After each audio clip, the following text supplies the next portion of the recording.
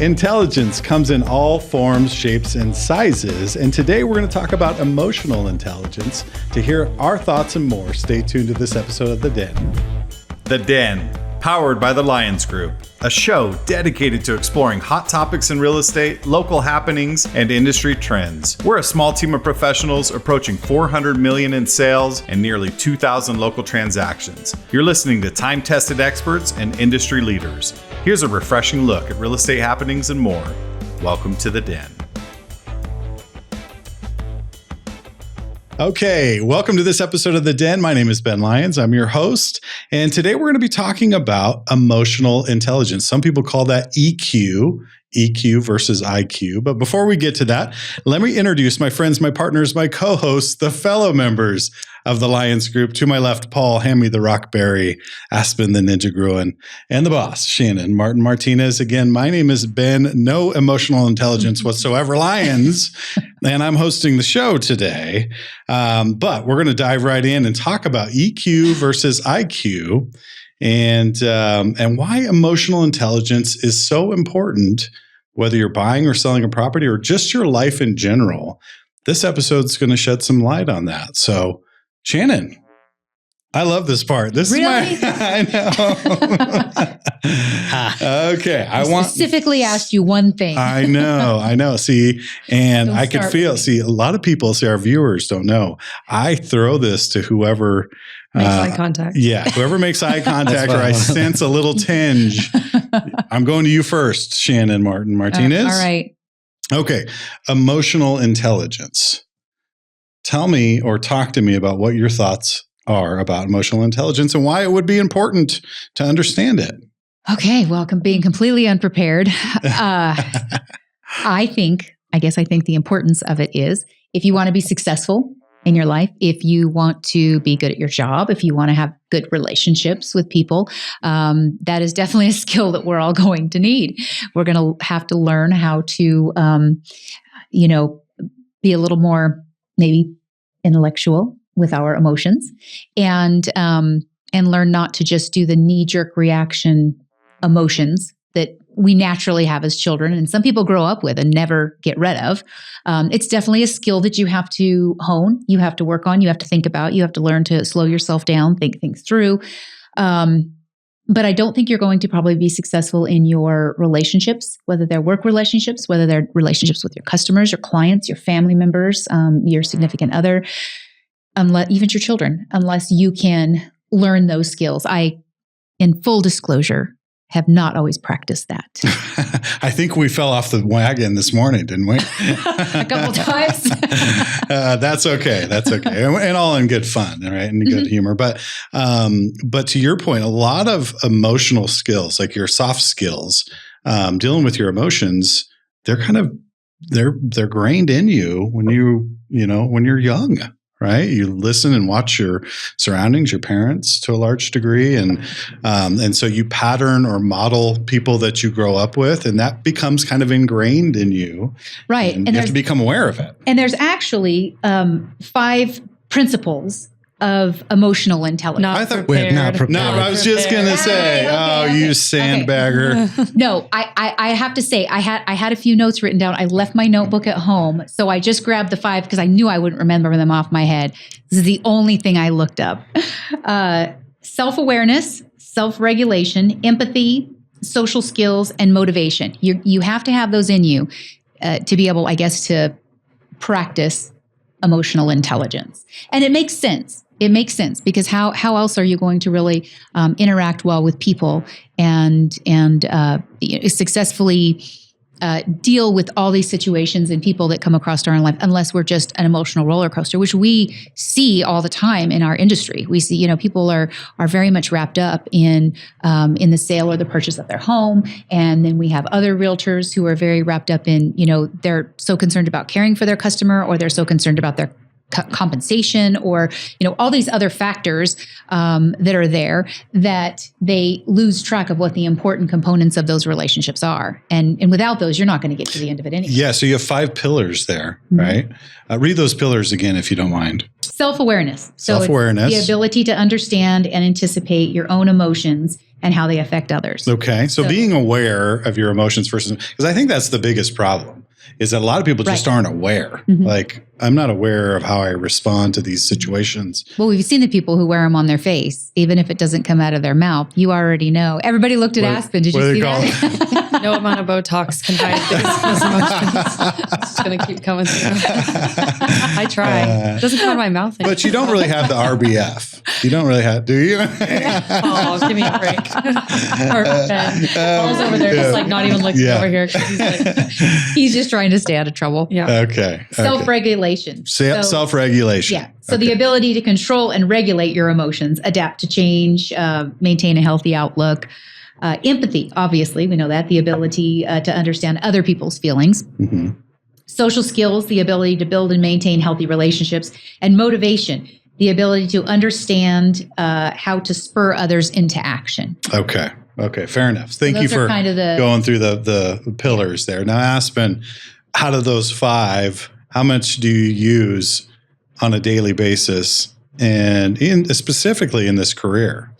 I actually put a lot into emotional intelligence. I think it's kind of your job as an adult to do the work on yourself. And, maybe that's therapy or talking to other people or bouncing it off or accepting, criticism or critique whenever it comes your way. I do think with this job, and I kind of say thick skin, but I really do think it comes down to emotional intelligence. People are going to, it's an emotional thing. It's the biggest purchase they've ever made. Also, on the other side, they're feeling, the same pressure. So one thing that I've really loved about this job is I've made some incredible friends from it, but we do go at it sometimes.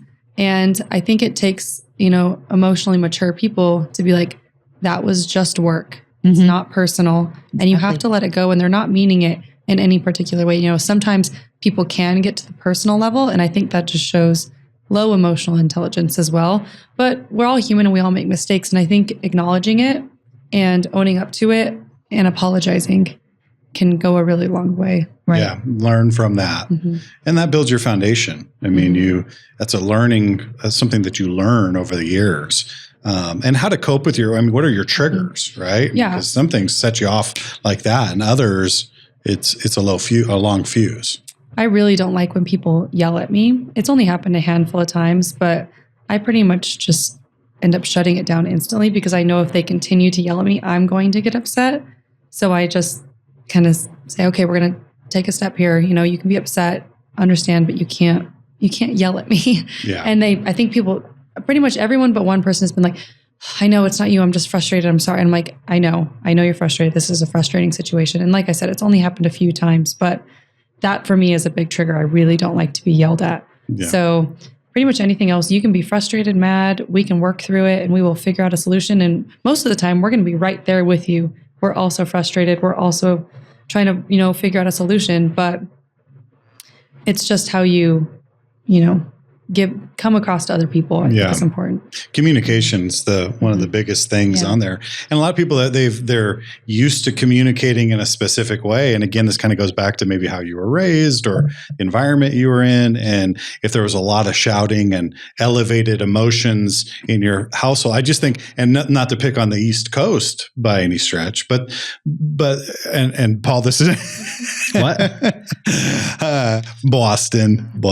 Now, but this is a good example, right? Because my brother moved out to the East Coast and I hadn't seen him for a few years. And I went out there and we were in New York. He was going to school in Manhattan. And we get in line. He's like, hey man, get out of the way. And, and just starts kind of shouting and pushing. And I'm like, hey, it's okay, Chad. And he's like, no, this is how you communicate out here. And I'm like, whoa, this is weird. And no one took offense to it out there. But me being more from the West Coast, like that was very abrasive. Mm-hmm. Yeah. And we look at people from the West Coast that come in and say, calm down as soft. Yeah. So yeah, that's just the culture over there. And you get callous to it when you live there. But, now when I go back, it's the same thing. I'm like, damn, I got to get out of here. Yeah. Yeah. Everyone's got a chip on their shoulder. That's what it seems like. Right. But it may not be that you may be receiving that wrong. That's just the way people communicate. They're a little more, hands in the air, a little higher volume. Mm-hmm. And for some people that are a little more meek or mild, that's pretty confrontational to them. Yeah. Usually the hellos are insults. So Yeah.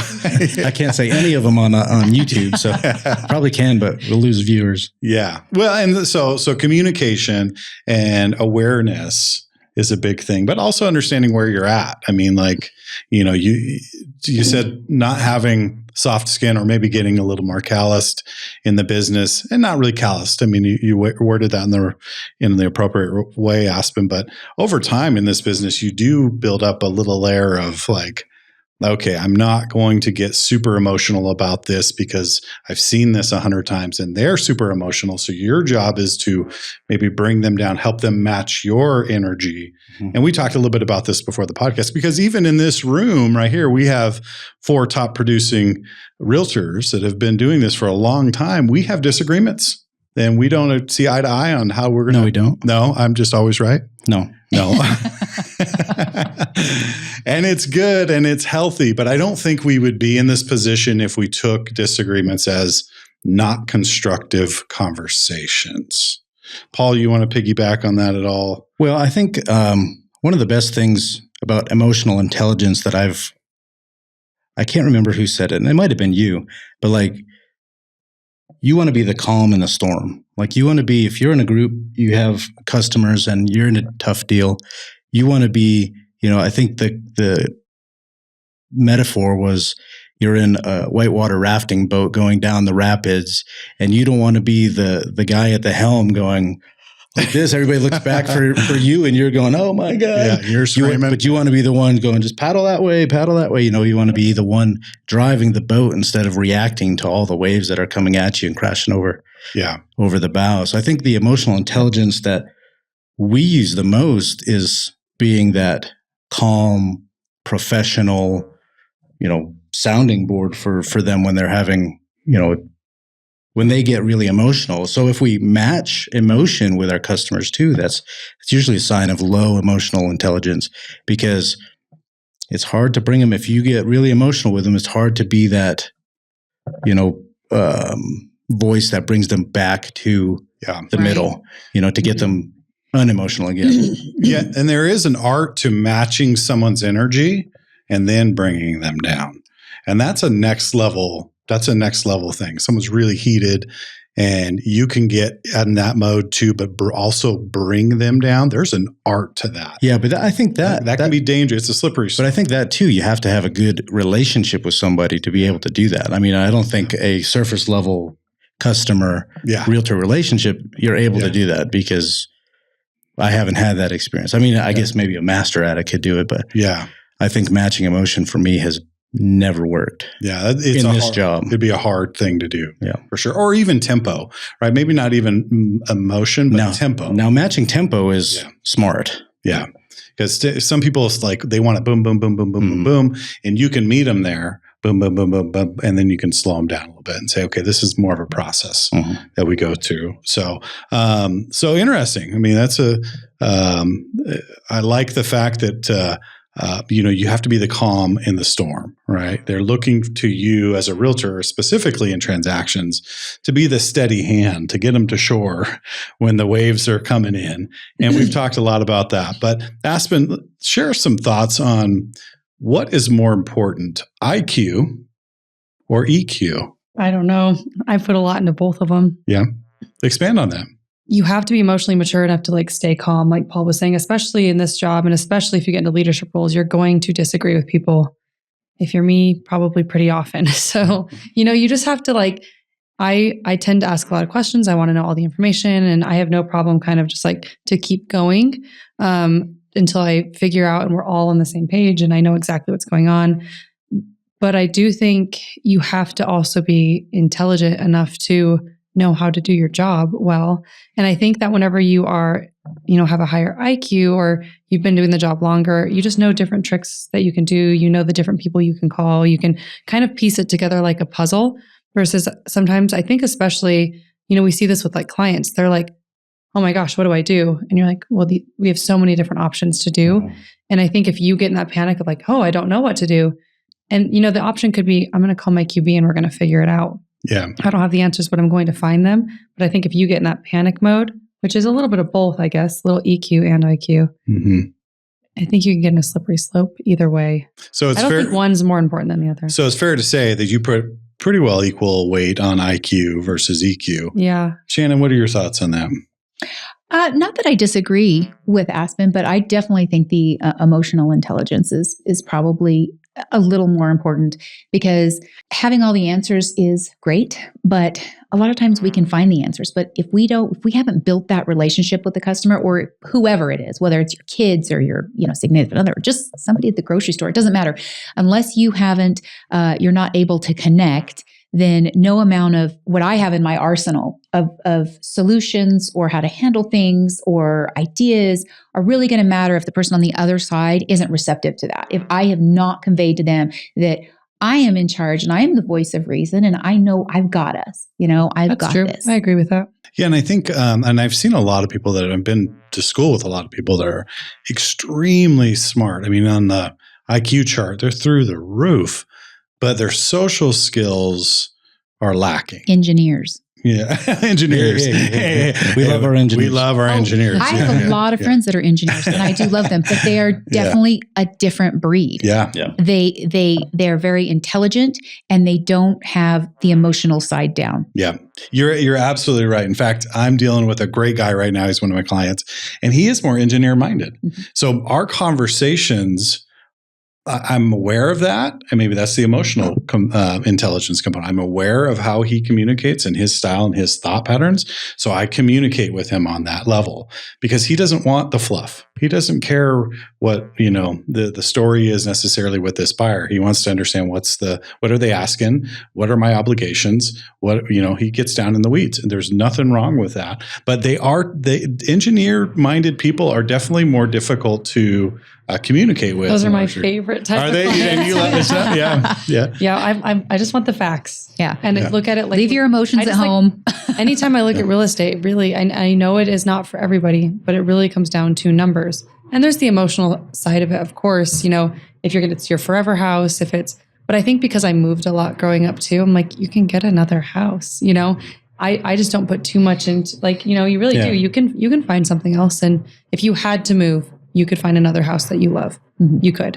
But I do think some people get really attached to the house, and I'm a numbers person. I love running the numbers, which is probably why I do investment commercial mainly, but it really just, the engineer just give me the quick with the one word response emails. Oh, I love it. There's no fluff there. I love it. No fluff. So see an exclamation point just for our audience right. to know, Paul puts 3 exclamation points on when he's talking to Aspen, just to 3, 10. You told me you don't like it. So you had a newsletter come out with exclamation points. Yeah, you should have just told me you love exclamation points. I'm like, dang it, I got to do something different now. Period.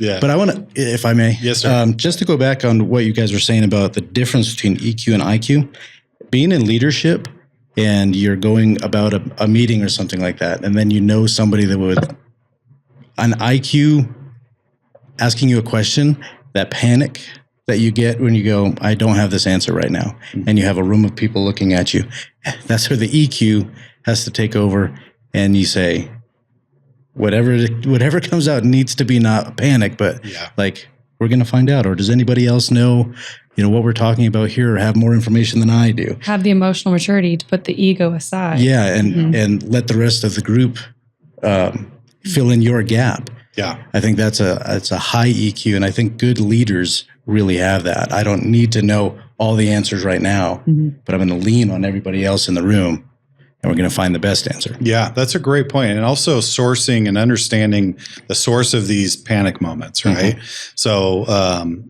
So being able to discover that within yourself, like these things are my triggers. Like sometimes, just with my kids, I have a tendency to be pretty calm, and then something happens and I can go like bonkers on my children, and not in a bad way. I mean, me being a little bit of a hothead sometimes as a dad is okay. Mm-hmm. But I got to go, okay, what triggered me to do that? Oh, is it because I've said it 6 times and then they asked me the same question? If that's okay, or if that's what it is, I need to recognize that and say, okay, on the 7th time, I need to not blow my top or, lose it. But those are things that people with emotional intelligence continue to look at, right? They're trying to always grow. And I think you made a good point, Aspen, is that it's like your obligation as an adult to try to make yourself better. And that's part of what, this conversation is today, is that a lot of people don't think about the emotional intelligence component in a transaction or in your personal life, and how it can affect the outcome of your life. Because if you're constantly up against the wall with people and how you communicate, and maybe you may seem toxic to people, you're not aware of your emotional traits, you're not working on them and trying to improve them, it will definitely affect your trajectory in life. Any more thoughts on that part of it? No, none. None. Well, I keep thinking back to, I'm talking to my kids right now. I've got 2 high schoolers and a middle schooler.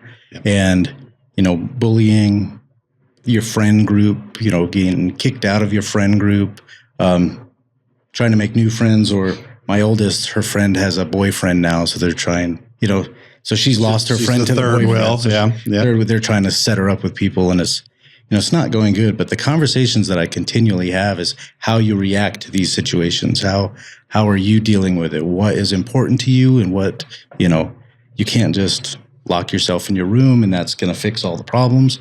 And you can't be mad at the world, because also that doesn't fix all the problems. So teaching emotional intelligence when you are still learning how to do it yourself it's not always the best. Yeah. All right.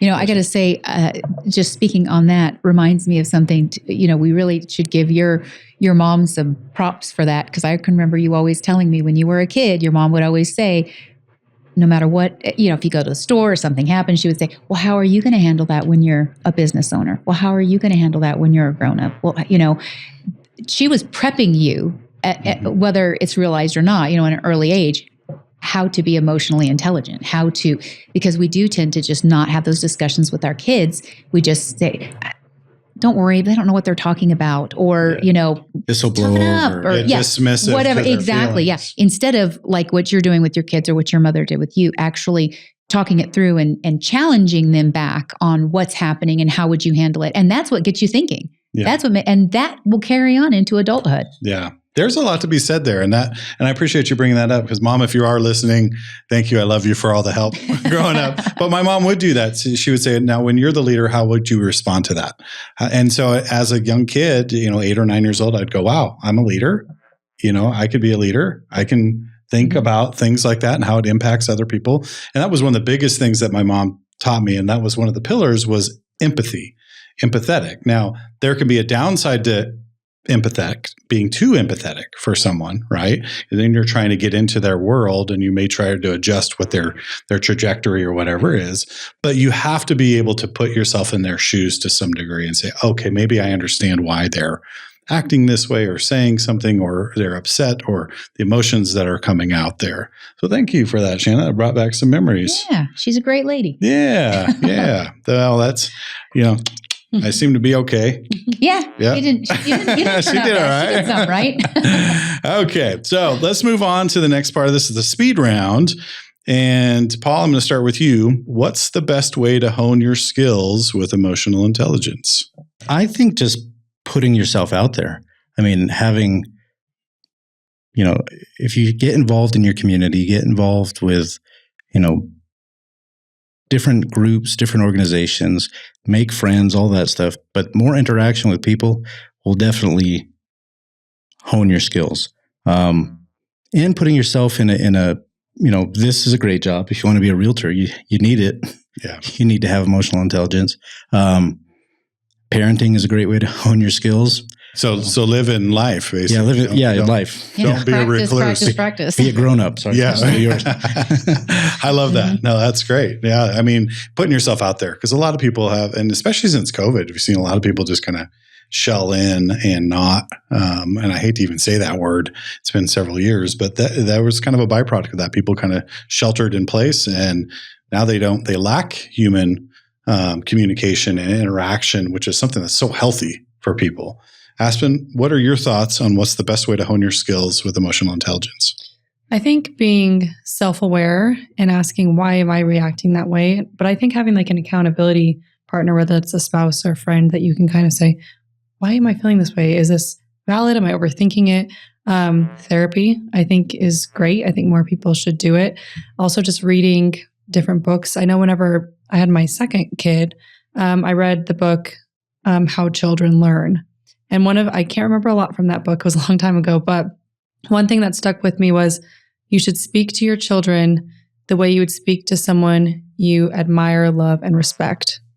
And so it was like, and then it kind of gave examples of like a boss you appreciate, like someone that's kind to you, is not, someone that, not how we always have like you talk the meanest to the people you love the most. It was like, not like that. You should talk to them like someone, at this level that you really admire. Right. And that just really stood out to me. And it really kind of changed the way that I parented, because I grew up in a pretty strict household with lots of rules and pretty high volume. And that's how I kind of was for the first few years. And I kind of drastically shifted the way I parented after reading that book.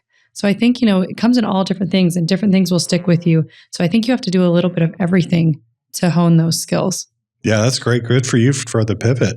That's fantastic. And becoming aware. That was one of the pillars. Become aware of your emotions. Yeah, that's actually what I was going to say, is self-awareness. Yep. I think just being self-aware, making yourself aware, keeping that top of mind, that's the best way to hone all of those skills. Yep. Well, to round it out, I agree with everybody. I think you need to put yourself out there. You need to be self-aware. You need to read. You need to study. And you also need to practice it. So that's how the best people do it, is that you're a grown-up now, and we're counting on you to continue to learn to be a better person. We like that. So speaking of better people and being a better person, let's talk about my favorite part of the podcast, and that's the Lyons Pride. As the Lyons Group members, we go out into our community and we give back in different ways to help our community move forward and become a better place to live.